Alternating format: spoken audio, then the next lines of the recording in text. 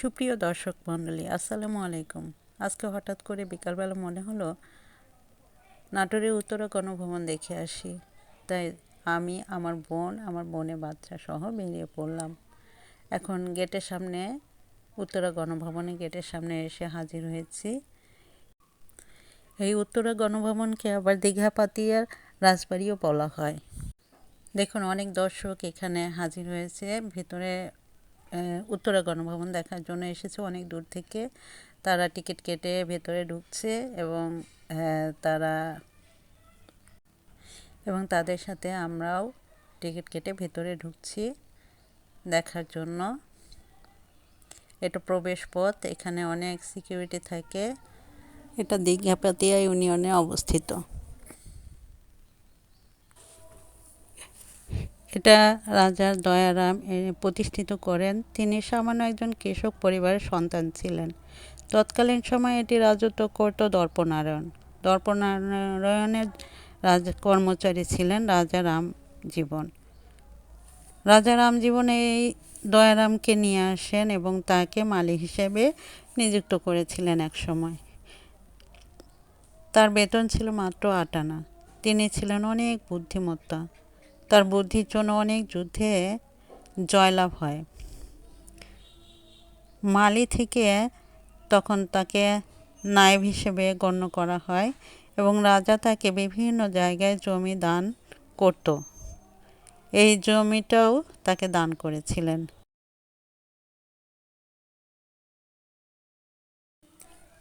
1714 সালে তাকে এই জমিটা দান করে। আর 1736 সালে রাজা 41.51 একর জায়গার মধ্যে এটি নির্মাণ করেন। রাজা দয়ারামের 7 বংশধর এই জায়গায় রাজত্ব করেন। এটা একটা কাচারি ভবন।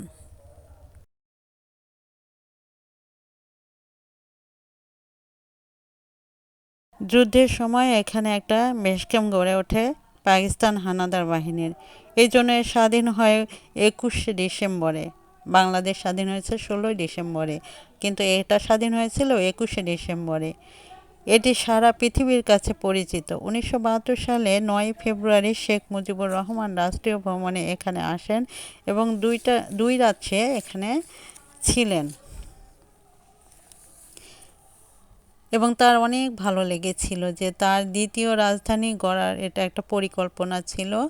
1974 সালে সপরিবারে এখানে তারা এসেছিলেন। 2012 সালে দর্শনার্থীদের জন্য এটা উন্মুক্ত করা হয়। এটি জেলা প্রশাসনের দায়িত্বে আছে। এই রাস্তাটা আসলে পানির উপরে তৈরি।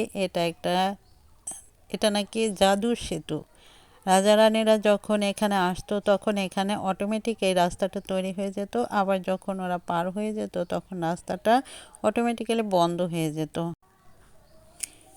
রাস্তার দুই পাশে সুন্দর করে ডেকোরেশন করা ফুলের গাছ দিয়ে, গাঁদা ফুলের গাছ। এখন শীতকাল, এই জন্য দুপাশে গাঁদা ফুলের সমারোহ চলছে।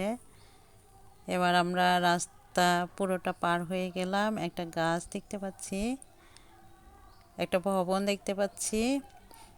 এই গাছটা দেখেন, এখানে মনে হচ্ছে মধুর চাক বসে আছে। আসলে এই গাছের সাথে এগুলো শিকড়ের মতো আটকে আটকে আছে।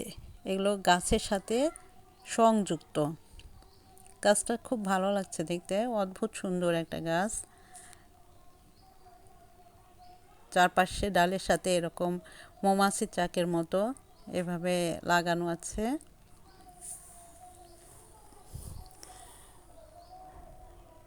তারপর আমরা এপাশে গেলাম। এপাশে এই যে একটা গাছ দেখতে পাচ্ছি। গাছটার নাম দেখেন কি, এটার নাম কি, পরিজাত। এই গাছটার নাম হচ্ছে পরিজাত। তারপর আমরা চলে আসলাম গোলাপ গাছের বাগানে। গোলাপ গাছ, এখানে প্রচুর গোলাপ গাছ আছে, অনেক পুরনো গোলাপ গাছ। গোলাপগুলো অনেক বড় বড় ধরে, অনেক বড় বড় গোলাপ ধরে এখানে। এখানে তিতাব ছবি তুলছে, পোজ দিচ্ছে। ভালো লাগছে দেখতে, অনেক সুন্দর লাগছে। পাশে দিঘি দেখা যাচ্ছে, ও গান গাচ্ছে আবার।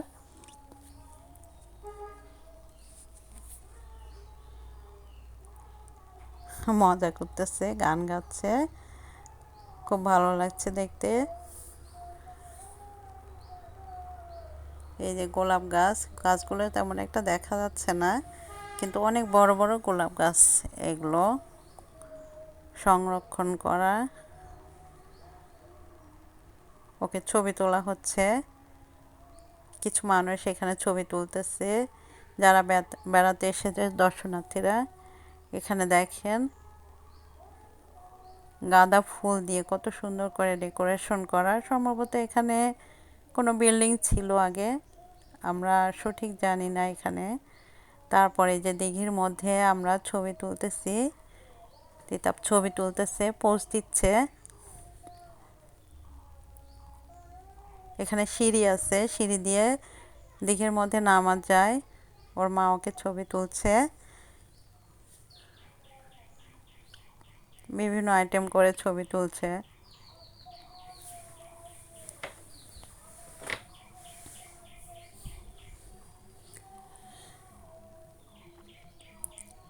সিঁড়িগুলো দেখেন, সেই ব্রিটিশ আমলের সিঁড়িগুলো কত মজবুত। দিঘির নিচেও দেখা যাচ্ছে, পানির নিচেও দেখা যাচ্ছে অনেক সিঁড়ি। দেখেন, হ্যাঁ, ছবি তুলতেছে। তারপরে ওকে নিয়ে ওর মা নিচে নামতেছে, সাবধানে নামতেছে, যেহেতু অচিন জায়গা, সাবধানে নামাটাই উত্তম। আপনারা যদি বাচ্চা কাচ্চাকে নিয়ে যান, এভাবে সাবধানে ঘোরাবেন, যাতে তাদের কোনো সমস্যা না হয়। দেখেন গাঁদা ফুলগুলো এত চমৎকারভাবে সাজানো, দেখলে চোখ জুড়ে যায়।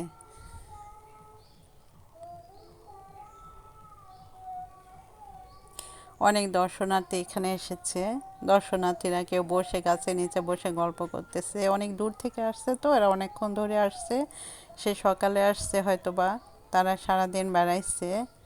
এই যে অনেক দর্শনার্থী এখানে প্রতিদিনই আসে, দর্শনার্থীরা টিকিট কেটে ঢোকে। এরা 30 টাকা করে টিকিট নেয় এখানে। এরপর আমরা অন্য আরেকটা রোডে গেলাম। এখানে দেখেন হাতের মতো একটা গাঁদা ফুল দিয়ে কি সুন্দর করে, লাল গাঁদা দিয়ে সাজানো। হাত হাতের মতো করে সুন্দর একটা ডেকোরেশন করা গাঁদা ফুলের, লাল গাঁদা ফুলের চারা লাগানো হয়েছে।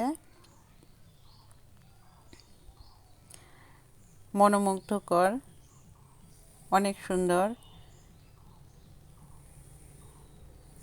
এই পাশটা অনেক সুন্দর। এই যে বিভিন্ন গাছ দেখতে পাচ্ছেন, সে বহু আগের গাছগুলো, অনেক যত্ন করা, এবং এখানে সব পরিষ্কার পরিচ্ছন্ন। এটা এটা আসলে রানীমহল, এটা রানীমহল। এখানে দরজা লাগানো, আমরা ঢোকার চেষ্টা করতেছি। তারপর এখানে আমরা প্রবেশ করলাম।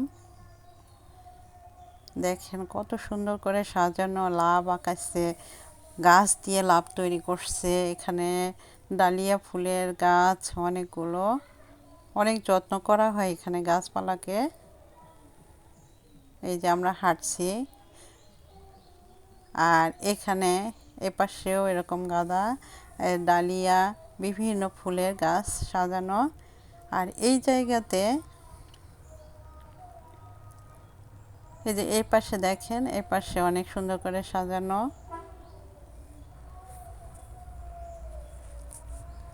আমরা এই পাশে যাচ্ছি, দেখি এই পাশে কি কি আছে।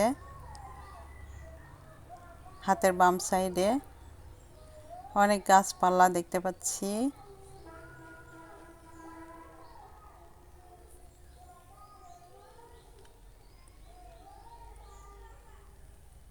যাচ্ছি, আমরা হেঁটে হেঁটে যাচ্ছি। যে একটা গাছ, এখানে টিনের চালা দেখতে পাচ্ছি একটা, এখানে টিনের চালা দেখতে পাচ্ছি, এপাশে গাছপালা দেখতে পাচ্ছি। রাস্তাটা অনেক সুন্দর সুন্দর করে সাজানো, মাঝে মাঝে লাইট দেওয়া আছে, রাতের বেলা সম্ভবত এখানে লাইট জ্বলে। এপাশে কিছু এখানে দিঘি আছে, বড় বড় দিঘি। এই যে সূর্য পানির মধ্যে কি সুন্দর করে মানে পানিটাকে মনে হচ্ছে যেন একটা কি বলবো অপরূপ সুন্দর একটা দৃশ্য। এখানে বিকাল টাইমে বসে আড্ডা দেওয়া যায়। সম্ভবত রানীরা এখানে রানী তারপরে তার সহপাঠীরা এখানে আড্ডা দিত।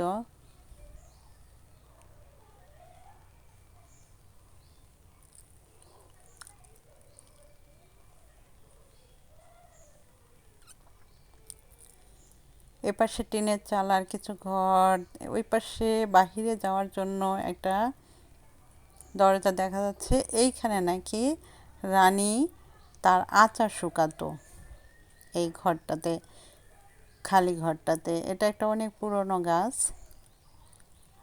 আর এটা বাহিরে, এটা গেটের বাহিরে আবার কিছু বাংলো বাড়ি আছে।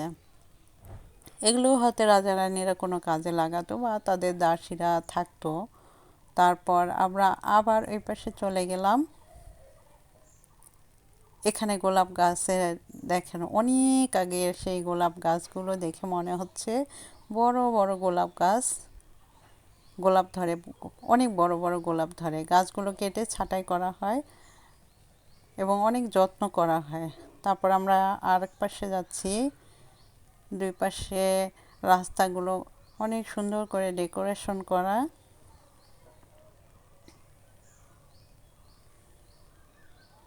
এখানে কিছু লোক আসছে, সূর্য ডুবে ডুবে ভাবছে।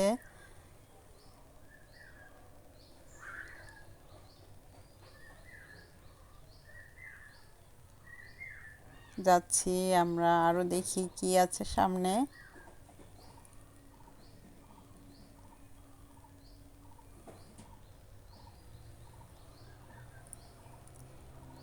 এই যে এখানেও দেখেন একটা সুন্দর ডেকোরেশন করা গাঁদা ফুল দিয়ে। এখানে বসে হয়তো সম্ভবত রানী বিকালে চায়ের আড্ডা দিত। এখানে আমরা কিছুক্ষণ বসলাম। সূর্য ডুবে যাচ্ছে।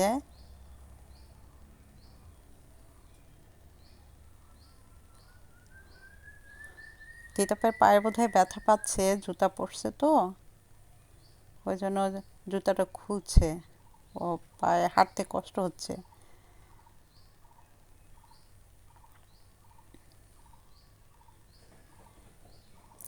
সূর্য, এই যে এখানে একটা টেবিল দেখতে পাচ্ছেন। এই টেবিলটাতে হয়তো সম্ভবত ওরা চা খেত।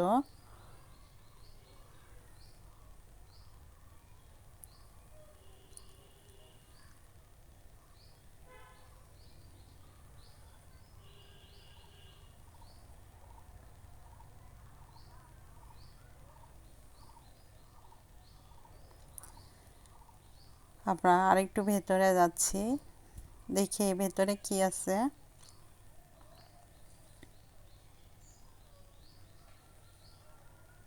এগুলো রিস্ট্রিক্টেড এরিয়া তো, এই জন্য আসলে আগে এগুলোই দেখে নিচ্ছি, তারপর সাউন্ডটা দেখে নেব।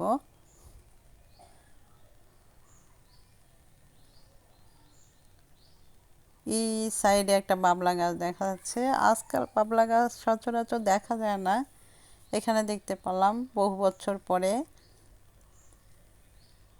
দেখি আরো সামনে কি আছে।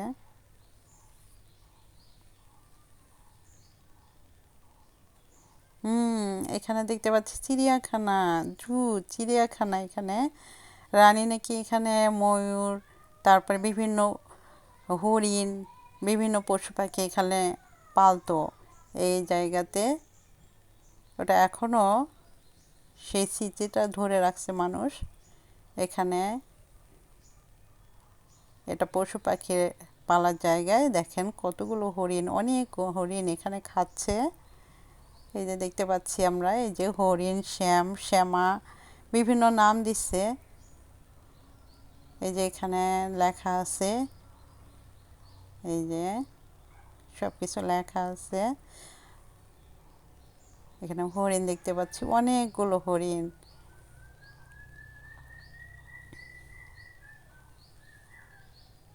এই যে হরিণগুলো, চমৎকার হরিণ, হরিণের পাল দেখতে খুব ভালো লাগে। হরিণ দেখতে অনেক ভালো লাগে। ডোরাকাটা দাগ,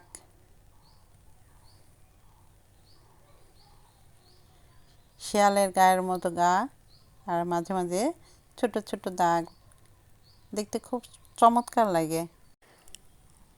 1897 সালে এক বিশাল ভূমিকম্প হয় এখানে।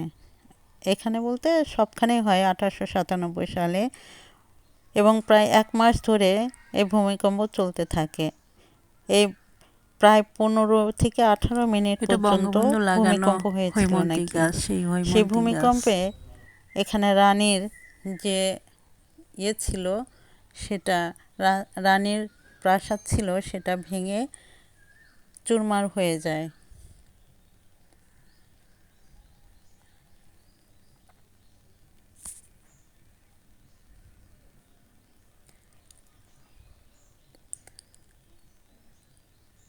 রানীর প্রাসাদটা পুরা ভেঙে চুরমার হয়ে যায় এখানে।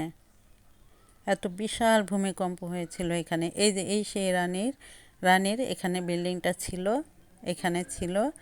এখন এখানে বিভিন্ন রকমের ডেকোরেশন করে সাজানো হয়েছে, এই যে দেখতে পাচ্ছেন। এখানে সুন্দর করে ডেকোরেশন করা। এই যে গোলটা দেখতে পাচ্ছেন, এখানে রানী মহল ছিল। এখানে একটু ছবি তোলার জন্য আমরা নিচে নামলাম, আসলাম এর ভেতরে কটা ছবি তোলার জন্য।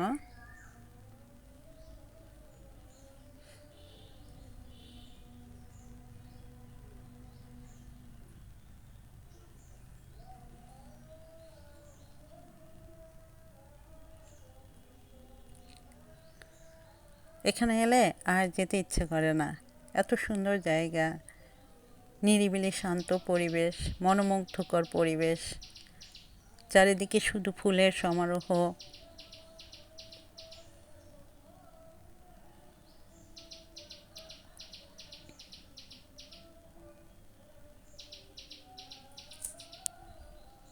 এখানে তিতাবকে ছবি তোলার জন্য ওকে ডাকলাম, ওকে কয়টা ছবি তুলবো। ও পোজ দিচ্ছে ছবি তোলার জন্য, এই যে ছবি তুলছে।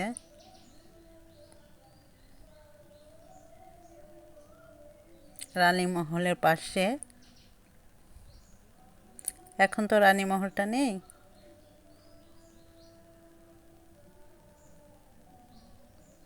তারপর ওখান থেকে বের হয়ে আমরা আবার চলে আসলাম এখানে।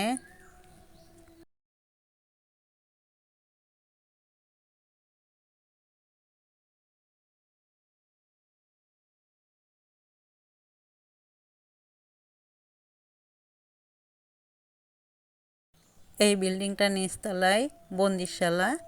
এখানে বিভিন্ন মানুষকে যারা অন্যায় করতো তাদেরকে ধরে নিচে, এই নিচে বিল্ডিংটা নিচে রেখে দিত অন্ধকার জগতে, এবং তাদের শাস্তি দেওয়া হতো।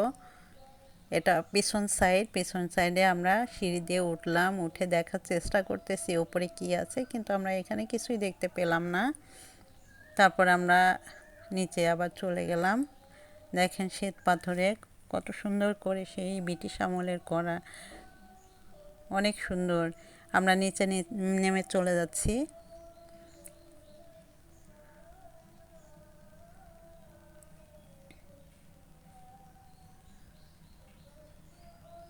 তারপর দেখি কি আছে। দূরে থেকে দেখা যাচ্ছে গাঁদা ফুলের বাগান দেখা যাচ্ছে। আচ্ছা, ওটা পরে দেখি, এরপর কি আছে দেখি আমরা। এই যে রাস্তার দুই পাশে ডালিয়া গাছ, ডালিয়া ফুল ধরছে অনেক বিভিন্ন রকমের। এবার আমরা চলে যাচ্ছি আরেকটা বিল্ডিংয়ে। এটা একটা বিল্ডিং, এখানে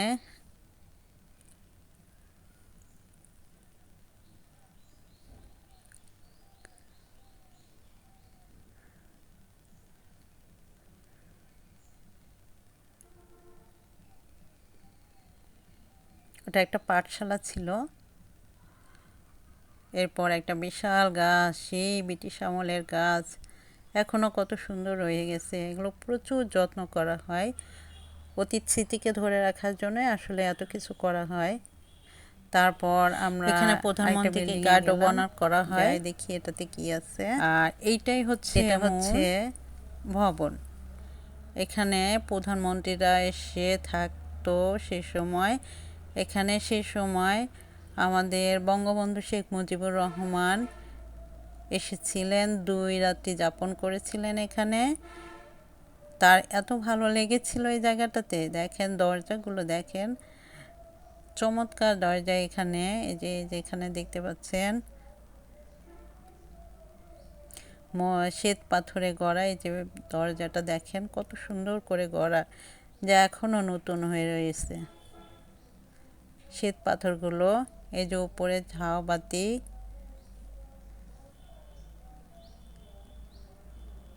অনেক কারুকাজ করা। সেই সময় যে এত সুন্দর করে কারুকাজ করে একটা বিল্ডিং তৈরি করা হয়, এটা আসলে এখনকার মানুষ বুঝতেই পারবে না যে আগেও এরকম অনেক সুন্দর, আগেই ভালো ছিল আসলে। এই যে দেখেন বিল্ডিংগুলো কত কারুপণ্য। এই যে ঝাড়বাতি দেখেন কত সুন্দর। এটা একটা চেয়ার, এটা সিঁড়ি। এখানে প্রধানমন্ত্রীরা এখানে এসে মিটিং করতো। উত্তরবঙ্গের সব কিছু এখানে উন্নয়ন করার জন্য এখানে মিটিং করা হতো। প্রতি শীতে ওরা আসতো। এই যে এখানে পিছনে অনেক আম বাগান আছে। আম বাগানগুলো সে মনে হচ্ছে 300-350 বছর আগের যখন তৈরি করছিল আসলে এটা জমিদার, তখনকার আসলে মনে হয় এটা তৈরি, মানে গাছগুলো 300 বছর আগের গাছগুলো প্রায়। এখানে আমরা একটু এখানে দাঁড়িয়ে খুব শান্তি লাগছে। মনে হচ্ছে যে একটা শান্তির জায়গা। এখানে আমরা একটু হাঁটাহাঁটি করছি, মজা করছি রাস্তাটা।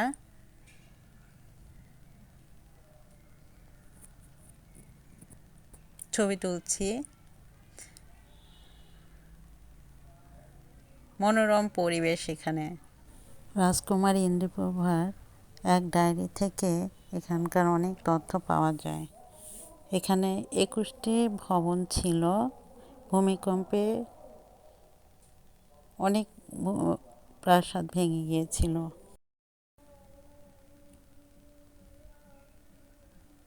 ছবি তুলছি। পিছন সাইডটা দেখেন বিল্ডিংয়ের কত কারুপণ্য।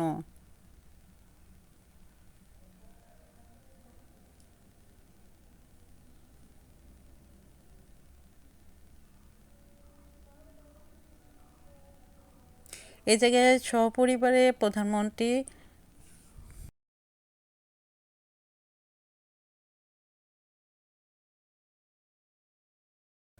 1974 সালে এসেছিলেন। এই তিতাব দৌড়াচ্ছে, একটু দৌড়াদৌড়ি খেলা খেলছে। হ্যাঁ, মজা লাগছে ওর, খুব ভালো লাগছে। খোলা মাঠ, প্রচুর জায়গা। আমরা একটু সামনে যাচ্ছি। এটা আসলে 2012 সালে দর্শনার্থীদের জন্য এটা উন্মুক্ত করে দেওয়া হয়েছিল। এটা জেলা প্রশাসনের দায়িত্বে আছে এখন।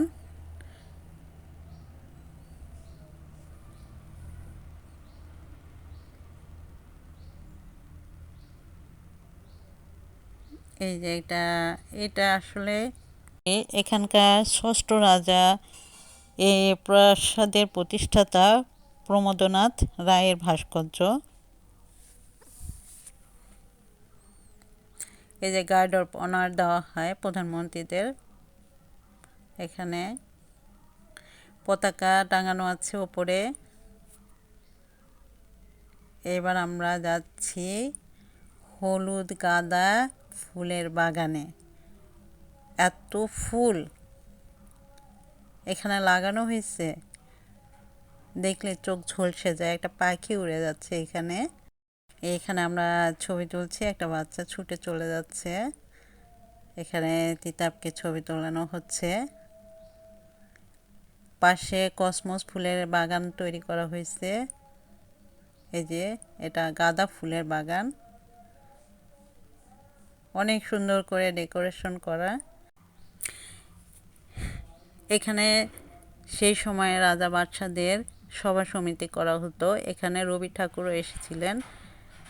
যখন ভূমিকম্প হয়েছিল সেই সময় 1897 সালে এক বিশাল ভূমিকম্প হয় যখন, হ্যাঁ, প্রায় 15 থেকে 18 মিনিট ধরে চলছিল এই ভূমিকম্প। সেই সময় এখানে রবীন্দ্রনাথ এসেছিলেন। 1947 সালে এখানকার সবাই কলকাতায় চলে যায়। আমরা বের হয়ে যাচ্ছি।